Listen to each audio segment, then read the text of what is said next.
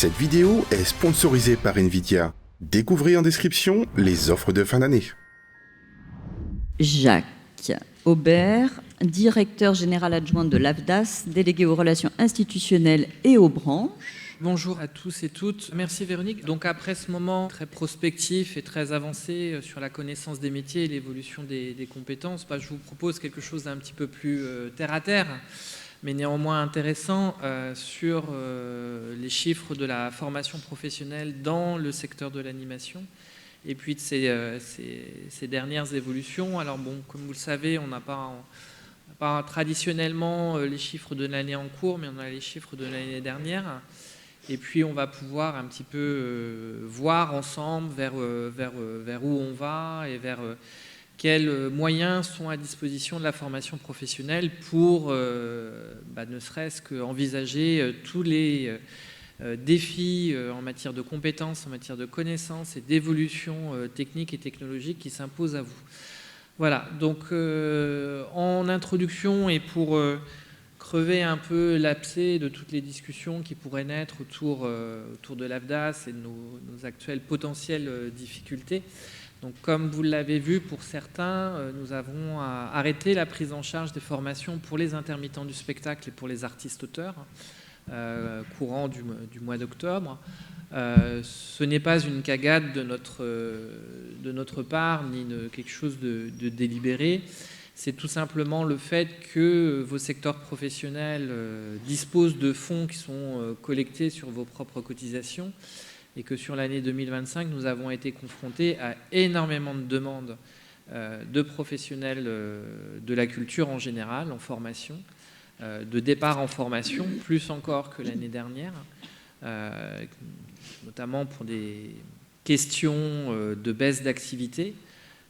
Et de remplacer cette baisse d'activité professionnelle par de la formation, tout simplement, et que définitivement ça a asséché nos moyens disponibles tout au long de l'année et qu'on a arrêté la prise en charge à l'automne ou alors que les autres années nous l'envisagions sur l'intégralité de l'année. Voilà, donc je peux vous rassurer tout de suite, on reprendra ces financements à compter du mois de janvier, ça c'est prévu, dans des conditions qui sont en train d'être définies par nos commissions paritaires, puisque vous savez, c'est les professionnels qui décident de l'usage de ces fonds et qu'on est en train de déterminer pour pouvoir réouvrir tout simplement à partir du mois de janvier. Donc voilà, donc c'est plutôt symptomatique de difficultés d'emploi que connaissent l'intégralité des secteurs culturels, alors qu'avant on était confronté en fait que les différents secteurs culturels faisaient leur crise de façon alternative, ce qui nous permet d'aider l'un puis l'autre et puis l'autre. Là, on est quand même sur des difficultés d'emploi qui touchent aussi bien le spectacle vivant, qui touchent l'audiovisuel, qui touchent l'animation, qui touchent le cinéma, et qui font qu'il y a un moment un petit peu clé qui se joue. Et que derrière, on est quand même sur des transformations, alors qui sont des transformations économiques, tout simplement par la baisse de la subvention publique, déjà c'est un élément important, qui sont des transformations technologiques, on a pu le voir aussi avec les questions d'intelligence artificielle, et puis aussi de différentes transformations sociétales qui s'opèrent, pour savoir vers où va la culture aujourd'hui plus largement et quel va être son rôle en termes d'emploi et en termes d'économie dans les années à venir. Voilà. Donc, ce préambule étant fait, donc on va attaquer plutôt ce qui concerne... voilà, le bouton marche bien. Ce qui concerne l'animation et ce qui concerne la formation professionnelle dans ce secteur. Donc là, vous avez une vue un petit peu longue de l'évolution des départs en formation et de l'accès à la formation pour le secteur de l'animation. Donc, comme vous pouvez le voir, c'est une courbe assez fluctuante d'une année sur l'autre, qui est quand même assez corrélée aux périodes d'emploi d'activité forte, c'est-à-dire que quand il y a une période d'emploi d'activité forte, il y a peu de départs en formation, et inversement, lorsqu'il y a une activité un peu moins forte, c'est là où on voit le nombre de départs en formation augmenter. Voilà, donc il y a une bizarrerie un petit peu dans votre secteur, c'est qu'effectivement il y a beaucoup de salariés permanents qui partent en formation alors qu'ils ne constituent pas du tout la majorité des salariés employés dans le secteur. Donc ça, on voit l'émergence d'un certain nombre de programmes de formation dans les studios pour faire face à des évolutions et qui font que ces personnes partent en formation. Et puis aussi, ce chiffre important, il est aussi alimenté par le recours à l'alternance et notamment à l'apprentissage, qui était quand même assez réduit ces dernières années dans le secteur de l'animation et qui, même si ce sont des cohortes assez peu nombreuses, qui commencent à trouver une voie. En tout cas, on le voit, et il y a un certain nombre aussi de parcours de formation qui se font sous la modalité de l'apprentissage. Et donc, effectivement, ces personnes qui sont apprentis se retrouvent dans les chiffres de l'emploi permanent plutôt que de l'emploi intermittent. Même pour les métiers techniques ? Même pour les métiers techniques, puisqu'ils ne sont pas intermittents, ils ne sont pas en CDD d'usage, et qu'ils sont considérés comme des salariés permanents. Voilà, et puis vous avez l'évolution toujours assez erratique de l'accès à la formation des intermittents du spectacle qui travaillent pour les studios d'animation, sont clairement identifiés. On travaille sur les mêmes bases qu'audience pour les chiffres de l'emploi. Et donc vous voyez qu'il y a une certaine forme de variabilité qui s'opère. Voilà, derrière ces chiffres, il y a plusieurs dispositifs de formation. Alors pour les salariés permanents, c'est majoritairement le plan de formation, le plan de développement des compétences de l'entreprise qui est mobilisé, donc qui peut être financé à l'AFDAS, soit dans le cadre d'un dispositif qui s'appelle le plan de développement des compétences des entreprises de moins de 50 salariés, et comme son nom l'indique, qui ne touche que les plus petites entreprises. Et sur un dispositif de fonds conventionnel, c'est-à-dire que vous avez une contribution spécifique à l'audiovisuel qui existe et qui alimente un fonds de formation pour les salariés permanents et dont les entreprises sont à disposition. Et plus généralement, nous finançons aussi tous les contrats en alternance, que ce soit les contrats de professionnalisation, les contrats d'apprentissage, et donc qui sont à disposition des entreprises. Pour les intermittents du spectacle, le recours à la formation passe majoritairement par le fonds de formation des intermittents du spectacle que nous gérons, donc en intersectoriel sur l'intégralité des secteurs de la culture. Et puis, depuis maintenant quelques années, et c'est quelque chose qui se renforce aussi, c'est que nous participons aussi au financement, au cofinancement des départs en formation qui se font dans le cadre du compte personnel de formation, donc un dispositif qui est géré par la Caisse des dépôts, et sur lequel l'AFDAS abonde les demandes de départ en formation des salariés intermittents de façon assez substantielle, parce que nous avons des crédits pour le faire, et que ça contribue notamment aussi aux besoins de ces intermittents en matière de reconversion. Ce sont des dispositifs qui se basent sur du certifiant, donc du diplôme, et parfois sur des logiques de changement de métier assez importantes. Voilà.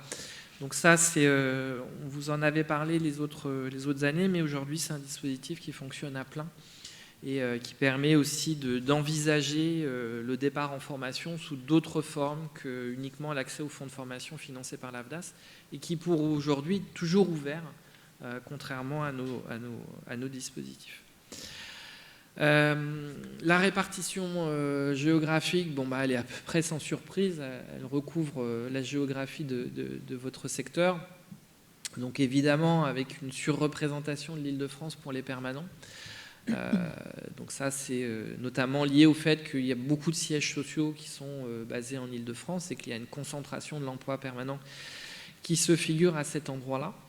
Et puis, sur l'aspect intermittent du spectacle, alors vous voyez que les choses sont beaucoup plus diverses, puisqu'on a deux régions qui sont quasiment à égalité, l'Île-de-France et la Nouvelle-Aquitaine, donc sur lequel on retrouve le bassin d'emploi d'Angoulême, et donc qui font part d'une activité assez dynamique en termes de départ en formation, et derrière, on retrouve tout de suite, assez loin, mais quand même de façon importante, la région Auvergne-Rhône-Alpes, l'Occitanie, et puis les Hauts-de-France.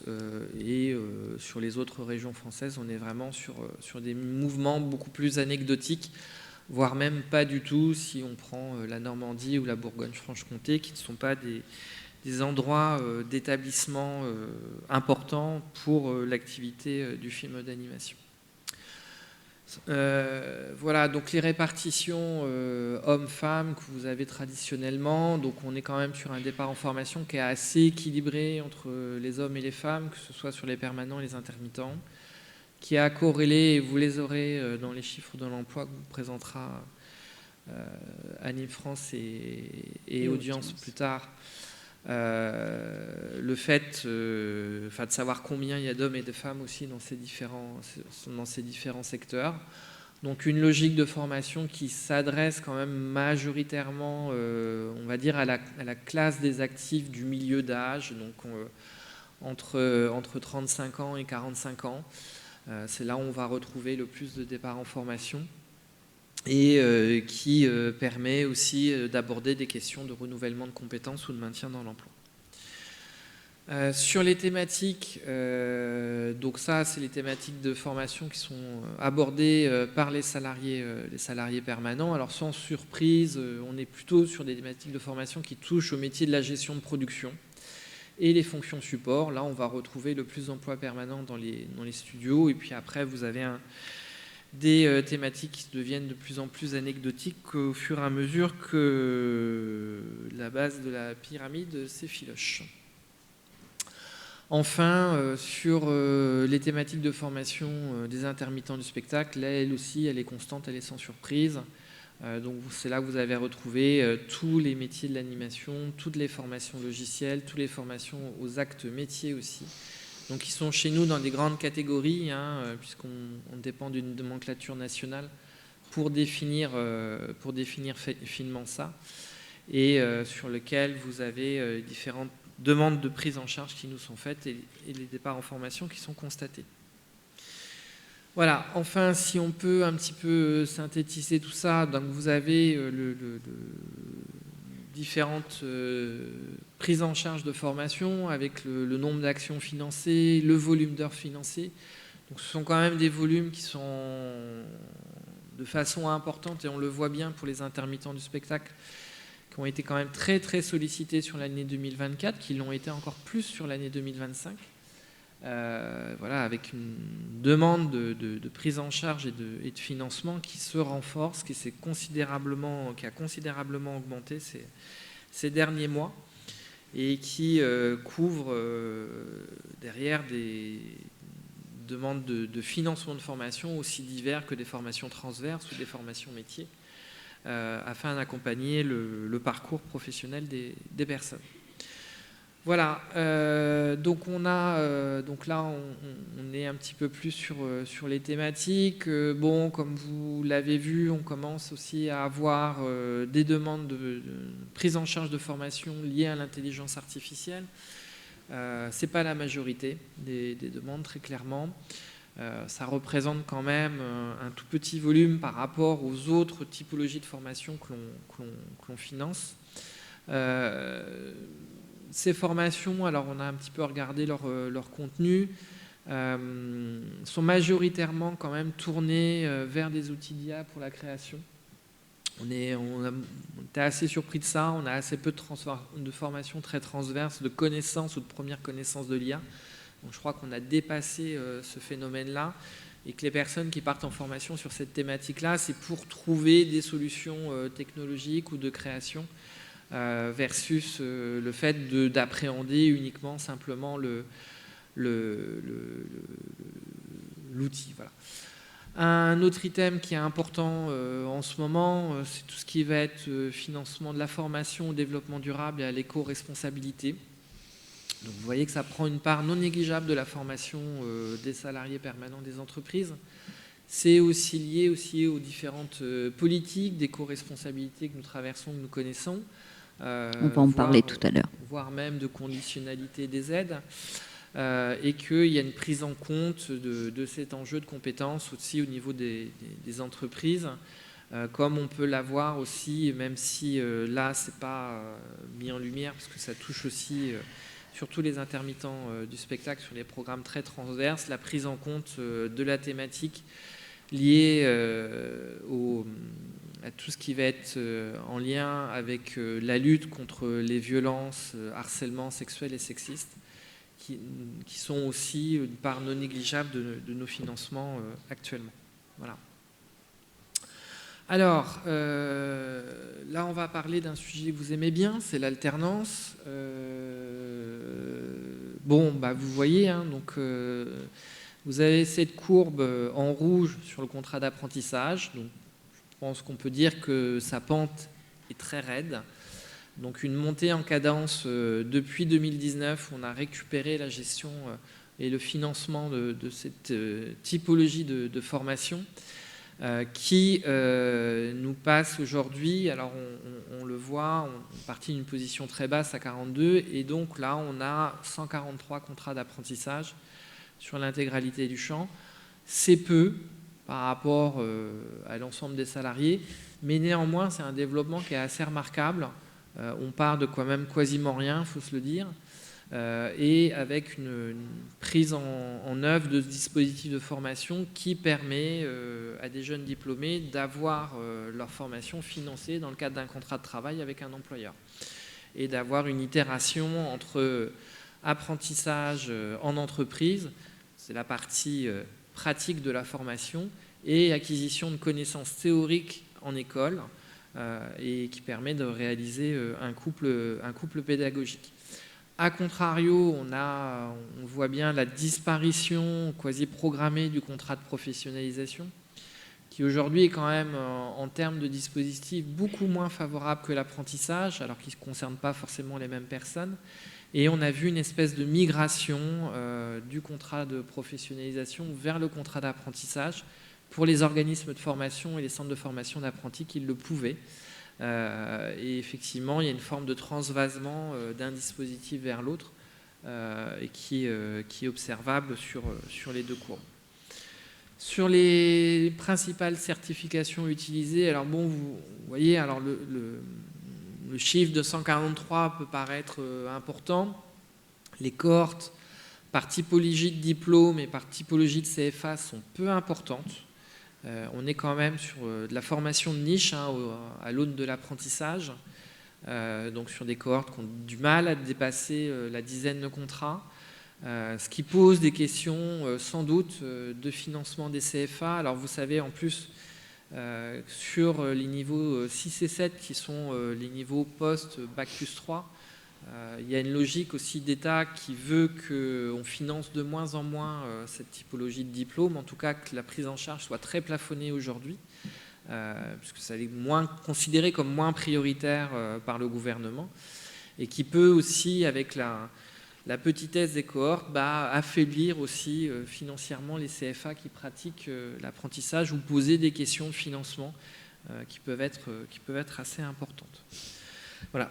Donc sur le contrat de professionnalisation, là aussi le nombre est beaucoup plus réduit, et puis c'est surtout le contrat qui est utilisé pour le financement du CQP de branche expert technique en création numérique, où bon an mal an, depuis sa création, il y a tous les ans à peu près des départs en formation, même si ça concerne peu de personnes, donc on est quand même aussi, là aussi sur un métier de niche, mais néanmoins qui est une formation importante pour la filière. Voilà, donc on a aussi un dispositif qu'on utilise de façon assez importante pour le secteur de l'animation, c'est la formation des demandeurs d'emploi. Donc ils font ce qu'on appelle des préparations opérationnelles à l'emploi, donc c'est un dispositif qui est utilisé par les studios en début de production généralement pour obtenir un groupe de collaborateurs homogènes en termes de compétences. Donc il a tendance à s'éroder au fur et à mesure du temps parce qu'on a eu des périodes de forte activité du secteur, de forte recherche de compétences, de forte recherche de salariés. Donc ce dispositif de PEE était important, on va dire, pour remettre au niveau des compétences l'ensemble des collaborateurs. Donc là, il a tendance un petit peu à se réduire. Ça suit aussi l'évolution logique de l'activité du secteur. Voilà. Alors, on vous a mis aussi quelques données sur la formation des artistes-auteurs. On a un fonds de formation qui a 12 ans maintenant pour les artistes-auteurs. Donc là, c'est une vision quand même très macro des artistes-auteurs qui ont une thématique liée à l'activité de cinéma d'animation. On mériterait qu'on précise quand même ce critère-là. Voilà, et donc effectivement, on a un ensemble de prise en charge de ces artistes-auteurs, alors qu'on a accès à la formation. Aujourd'hui, c'est un accès à la formation qui commence à être très connu des artistes-auteurs et qui commence à être bien identifié professionnellement et qui permet aussi d'accompagner ces professions qui sont sous ce statut spécifique-là. Et qui, il y a encore une dizaine d'années, n'avaient pas du tout accès à la formation professionnelle, ce qui posait d'immenses problèmes en termes de parcours d'emploi, de pérennité et de poursuite de carrière. Pour vous donner une illustration, c'est aujourd'hui un fonds de formation qui a à peu près une dizaine de millions d'euros par an d'activité. Et qui permet d'adresser toute la famille des artistes-auteurs. On pense qu'il y a à peu près 80 000 ayants droit artistes-auteurs en France sur ce dispositif, sur la masse des 400 000 artistes-auteurs qui sont référencés dans les bases URSSAF. Voilà ce que j'avais à en dire un petit peu en synthèse et rapidement, et je suis dans les temps. C'est formidable. Merci beaucoup, Jacques. On a le temps pour une question. J'en ai peut-être une avant, moi, si vous permettez. C'était de savoir si les demandes qui n'ont pas pu être financées cette fin d'année, est-ce qu'il faut les représenter à l'aune du nouveau financement de janvier? Est-ce qu'elles vont être prises en compte? Oui, alors il y a tout un travail qui a été fait justement sur les demandes qui n'ont pas pu être satisfaites. Donc on a les conseillers qui sont disponibles pour les intermittents du spectacle, soit elles sont déjà reprogrammées sur le mois de janvier, soit on redemande aux personnes, si la formation a un peu changé, de redéposer son dossier. On pourra le faire, je crois, à compter du 15 décembre. Voilà, on repart sur cette année 2026 sur de nouveaux crédits. Mais qui ont quand même la surface financière par rapport à ce qu'on a connu ces dernières années est à la baisse. Je crois qu'on peut se le dire. Voilà, on n'est pas. Le fonds de formation est financé par vos cotisations et est lié aux masses salariales qui sont distribuées dans les secteurs de la culture. Bonjour, Sarah Cléré, Loops Creative Studio.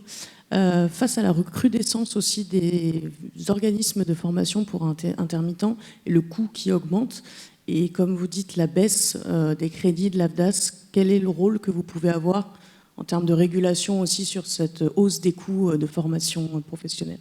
Merci. Alors c'est une question qui a plusieurs débouchés derrière. Donc c'est vrai que de par l'arrêt de nos financements, on était très sollicités par des organismes de formation qui ont voulu prendre contact avec nous pour comprendre ce qui se passait et puis entre guillemets définir un petit peu mieux leur avenir. C'est vrai que alors déjà il y a une surveillance des coûts de formation qui sont opérés par nous. Hein. C'est sûr que ayant moins de moyens globaux, il faut aussi qu'on soit au plus près du prix de l'acte de formation pour qu'il soit soutenable.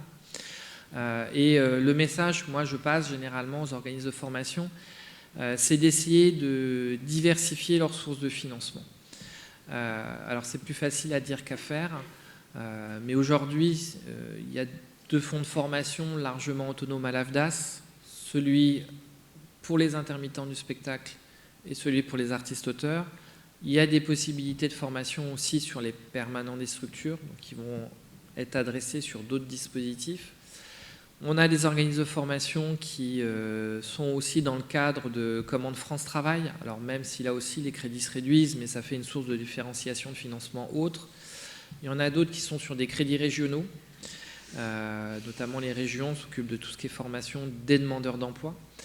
On a la question de la structuration du centre de formation, de son recours à la certification.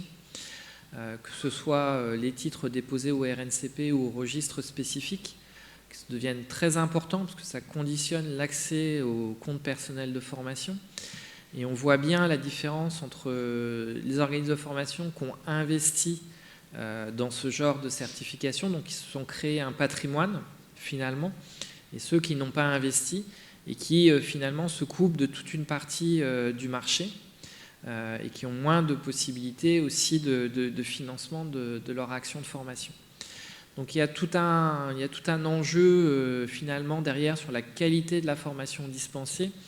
Et on voit que les organismes de formation qui ont fait l'investissement d'une formation de qualité, de recours à la certification, de se mettre dans des niveaux d'exigence qui étaient bien supérieurs à ce qu'on leur demandait, ben finalement ça paye versus, on va dire, une activité un petit peu plus tout venante et très très accrochée finalement à nos propres financements. Voilà, donc après on le sait bien, ça pose des questions de la disparité des centres de formation, de leur nombre, de leur taille, très concrètement. Mais on est toujours... alors, on n'a pas le droit de soutenir directement les centres de formation. Vous savez, nous, on a un opérateur assez neutre. Néanmoins, on a mis à votre disposition, au niveau des organismes de formation, un certain nombre de ressources. Vous pouvez retrouver sur notre site internet, sur qu'est-ce que la norme qualité d'un organisme de formation, quelle est la démarche de certification, qui ont permis un certain nombre de se guider là-dedans et d'arriver finalement à avoir aussi un développement. Merci beaucoup.